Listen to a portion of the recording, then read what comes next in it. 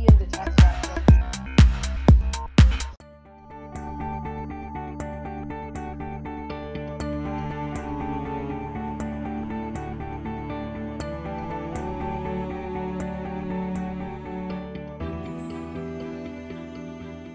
The role of the engineer is changing substantially. There's a lot of thinking going on in the area of transportation, particularly the impetus today is sustainability. People are trying to find out how do we get people to move around. People very much are attached to their cars. That's not going to be easy to change. Cars are very expensive, they're part of our infrastructure, and they depend on, of course, oil and all the negatives that go along with that. I see for engineering two major areas where things are going in the future. One is on the technology research or kind of invention side things. We're still, of course, looking at technologies in areas such as hybrid engines, fuel cell vehicles, and there's an awful lot of research that needs to get that technology to a point where someone could design with it. That is, we understand it well enough that we could actually use mathematical models to predict its performance or to very quickly test that performance. And then we also need engineers who are going to be the innovators, the ones who are going to say, well, I imagine this new future and I can build this for you that's going to get you there and provide you with the benefits that you're looking for. And that works at a little bit different level than the technology development. This is McMaster University's first year engineering computer lab.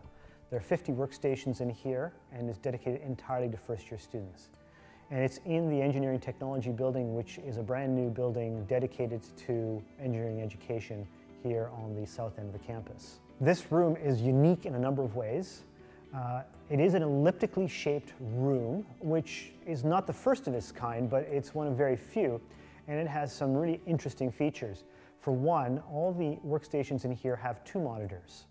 One, which require the student to face into the classroom, to the center, and the other where they face outwards. A couple of other interesting things is the workstations we're actually using here aren't typical PCs, or Macs for that matter.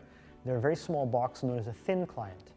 So in fact, they're really not the brains of the computer. The brains are in the basement in a server room.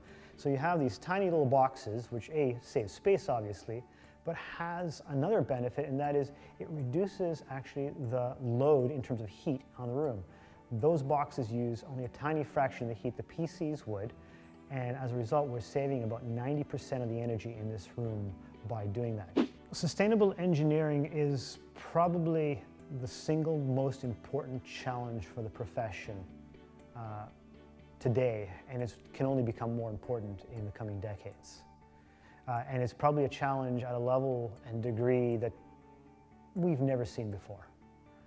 And we need as many bright young minds as we can find to help come up with those new solutions, those new futures that are going to be more sustainable than what we have today. I think it's very important that the students learn the math and the science. They have a good, strong ability to do so. They're going to need that throughout their careers.